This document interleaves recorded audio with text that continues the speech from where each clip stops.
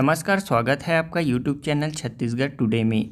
आज है 8 जुलाई 2021, दिन गुरुवार, और आज हम आज के महत्वपूर्ण छत्तीसगढ़ करंट अफेयर प्रश्नों को हल करेंगे। तो चलिए शुरू करते हैं। हमारा पहला प्रश्न है, मुख्यमंत्री भूपेश बघेल ने वजन त्यौहार का ऑनलाइन शुभारंभ किया। यह वजन त्यौहार कब से कब तक मनाया जाएगा?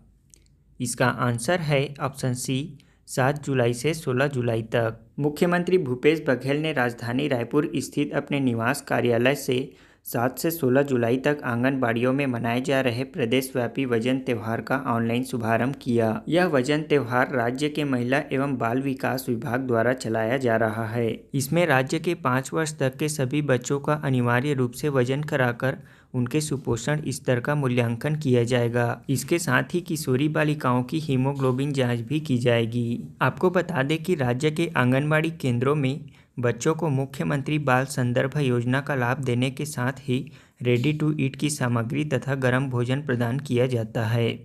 कुपोषित बच्चों के घरों में जाकर उनके पालकों को बच्चों के खान पान से संबंधित समझाइश भी दी जाती है। हमारा अगला प्रश्न है, छत्तीसगढ़ शासन के लोक स्वास्थ्य यांत्रिकी विभाग ने राज्य के ग्रामीण इलाकों के कितने घरों में जल प्रदाय योजना के तहत नल से जल उपलब्ध करवाया जाएगा? इसका आंसर है ऑप्शन डी, 1,98,000 घरों में। राज्य शासन द्वारा राज्य के ऐसे ग्रामीण इलाके जहां भूजल स्रोत उपलब्ध नहीं हैं अथवा जल प्रदूषण होने की समस्या विद्यमान है, ऐसे ग्रामीण इलाकों में 1,98,000 परिवारों को जल समूह प्रदाय योजना के तहत स्वच्छ जल की आपूर्ति नल के माध्यम से की जाएगी। यह कार्य योजना लोक स्वास्थ्य यांत्रिकी विभाग द्वारा किया जाएगा। जल जीवन मिशन के अंतर्गत राज्य के 18 समूह जल प्रदाय योजनाओं का निर्माण 757.83 करोड़ की लागत से कराया जाएगा। हमारा अगला प्रश्न है, भारत सरकार ने भारतीय एक्वा किसानों के लिए मोबाइल ऐप लॉन्च किया है। इस ऐप का क्या नाम है?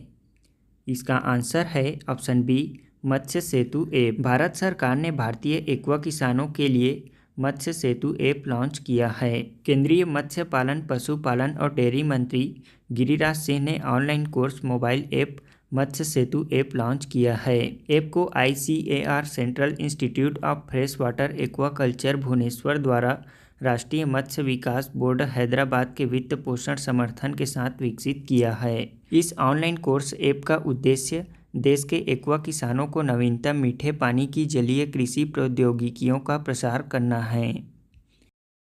भारत का दूसरा सबसे बड़ा क्रिकेट स्टेडियम कहाँ बनाया जाएगा?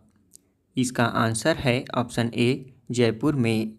भारत का दूसरा सबसे बड़ा क्रिकेट स्टेडियम जयपुर में बनाया जाएगा। भारतीय क्रिकेट कंट्रोल बोर्ड BCCI ने राजस्थान क्रिकेट एसोसिएशन को 100 करोड़ रुपए का वित्तीय अनुदान दिया है, जिसका उपयोग भारत सरकार दूसरा सबसे बड़ा क्रिकेट स्टेडियम बनाने के लिए करेगा। यह स्टेडियम अहमदाबाद में हाल ही में उद्घाटन किए गए नरेंद्र मोदी स्टेडियम के बाद दूसरे स्थान पर होगी, जो कि जयपुर में बनाई जाएगी। इस स्टेडियम के निर्माण में 290 करोड़ रुपए राशि खर्च होने का अनुमान है। इस प्रस्तावित स्टेडियम में दर्शकों की क्षमता 75,000 तक होगी। हमारा अगला प्रश्न है, भारत सरकार ने हाल ही में किस नए मंत्रालय का गठन किया है? इसका आंसर है ऑप्शन बी, सहकारिता मंत्रालय। भारत सरकार द्वारा हाल ही में नए सहकारिता मंत्रालय का गठन किया गया है। यह सहकार से समृद्ध सपने को साकार करने के लिए यह ऐतिहासिक कदम उठाया है। नया सहकारिता मंत्रालय देश में सहकारिता आंदोलन को मजबूत करने के लिए एक अलग प्रशासनिक, कानूनी और नीतिगत ढांचा प्रदान करेगा। यह मंत्रालय सहकारिताओं के लिए व्यापार करने में आसानी के लिए प्रक्रियाओं को सुव्यवस्थित करने और बहुराज्य सहकारी समितियों के विकास को सक्षम बनाने के लिए काम करेगा। इस मंत्रालय के बनने से अब केंद्र सरकार में कुल 41 मंत्रालय हो जाएंगे। इससे पहले 2019 में मोदी सरकार कार्यभार संभालने के बाद जल शक्ति मंत्रालय का गठन किया गया था। हमारा पहला प्रश्न है, मध्य प्रदेश की राजकीय मछली महासीर का पालन छत्तीसगढ़ के किस जिले में प्रारंभ किया जाएगा? इसका आंसर है ऑप्शन सी, कबीरधाम जिले में। हमारा अगला प्रश्न है, राज्य शासन द्वारा हाल ही में किस सीनियर IPS ADG को अवैध संपत्ति व भ्रष्टाचार के मामले में सस्पेंड कर दिया गया? इसका आंसर है ऑप्शन बी, GP सिंह। हमारा अगला प्रश्न है, राज्य शासन के वन एवं जलवायु परिवर्तन विभाग द्वारा चालू वर्ष 2021-22 के दौरान राज्य में कितने करोड़ पौधे लगाने का लक्ष्य रखा गया है? इसका आंसर है ऑप्शन ए, 1 करोड़। हमारा अगला प्रश्न है, टोक्यो ओलंपिक में भारत के किन 2 खिलाड़ियों को ध्वजवाहक के लिए चुना गया है? इसका आंसर है option C, MC Mary Kom और मनप्रीत सिंह को। हमारा अगला प्रश्न है, युवा मामले और खेल मंत्रालय ने भारत में किस खेल के प्रचार और विकास के लिए वाको इंडिया फेडरेशन को राष्ट्रीय खेल महासंघ के रूप में मान्यता देने का निर्णय लिया है? इसका आंसर है ऑप्शन बी, किक बॉक्सिंग को। अब हम कल के क्विज का आंसर जान लेते हैं। हमारा पहला प्रश्न था, राज्यपाल की नियुक्ति संविधान के किस अनुच्छेद के तहत की जाती है? इसका आंसर है अनुच्छेद 155। संविधान के अनुच्छेद 155 के तहत राज्यपाल की नियुक्ति राष्ट्रपति द्वारा की जाती है। राज्यपाल राज्य का संवैधानिक प्रमुख होता है। 7वें संविधान संशोधन 1956 से एक ही व्यक्ति को 2 या 2 से अधिक राज्यों के लिए राज्यपाल नियुक्त किया जा सकता है। अब हम राज्यपाल से संबंधित कुछ महत्वपूर्ण अनुच्छेदों को भी जान लेते हैं। संविधान के अनुच्छेद 153 राज्यपाल के पद के बारे में कहता है कि प्रत्येक राज्य में एक राज्यपाल होगा। अनुच्छेद 155 राज्यपाल की नियुक्ति के बारे में है। राज्यपाल की नियुक्ति राष्ट्रपति द्वारा किया जाएगा। अनुच्छेद 161 के तहत राज्यपाल को क्षमादान की शक्ति प्राप्त है और अनुच्छेद 213 राज्यपाल को अध्यादेश जारी करने की शक्ति प्रदान करता है। हमारा दूसरा प्रश्न है, इंदिरा वन मितान योजना की शुरुआत कब की गई थी?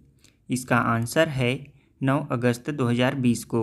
मुख्यमंत्री भूपेश बघेल ने विश्व आदिवासी दिवस के अवसर पर 9 अगस्त 2020 को इंदिरा वन मितान योजना का शुभारंभ किया था। इसके तहत वनांचल में रहने वाले छत्तीसगढ़ के नागरिक इसके लाभार्थी होंगे। इस योजना का उद्देश्य वनवासियों को आत्मनिर्भर बनाना तथा आदिवासी अंचलों में 10,000 युवा समूहों का गठन कर स्वरोजगार के अवसर उपलब्ध कराना है। इस योजना का संचालन आदिम जाति तथा अनुसूचित जाति विकास विभाग द्वारा किया जा रहा है।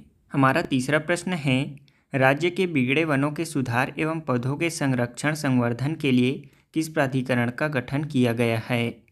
इसका आंसर है कैंपा। इसका पूरा नाम है प्रतिपूरक वन रोपण निधि प्रबंधन और योजना प्राधिकरण। कैंपा का विस्तारित नाम compensatory afforestation fund management and planning authority है। यह बिगड़े वनों के सुधार एवं पौधों के संरक्षण एवं संवर्धन के लिए गठन किया गया था। बता दें कि 2001 में सुप्रीम कोर्ट ने क्षतिपूर्ति वनीकरण कोष प्रबंधन एवं योजना प्राधिकरण की स्थापना का आदेश दिया था। 2009 में सुप्रीम कोर्ट ने राज्यों और संघ शासित प्रदेशों को क्षतिपूरक वनीकरण तथा अन्य गतिविधियों के लिए प्रतिवर्ष 1000 करोड़ रुपए की राशि जारी करने की अनुमति दी थी और इस राशि का उपयोग प्रतिपूरक वनीकरण निधि अधिनियम एवं प्रतिपूरक वनीकरण निधि नियमों के प्रावधानों के अनुसार किया जाता है। राज्य शासन नवंबर 2020 में छत्तीसगढ़ प्रतिकारात्मक वन रोपण निधि प्रबंधन एवं योजना प्राधिकरण छत्तीसगढ़ कैंपा के संचालन समिति तथा क्रियान्वयन समिति में अशासकीय सदस्यों और संस्थाओं को 2 वर्ष के लिए नामांकित किया है। हमारा आज के क्विज का पहला प्रश्न है, संविधान के किन अनुच्छेदों में सहकारी समिति और सहकारी समिति के उन्नयन के बारे में प्रावधान किया गया है? हमारा दूसरा प्रश्न है, मुख्यमंत्री बाल संदर्भ योजना की शुरुआत कब की गई थी? हमारा तीसरा प्रश्न है, छत्तीसगढ़ राज्य वनौषधि बोर्ड का नाम परिवर्तन कर क्या रखा गया है?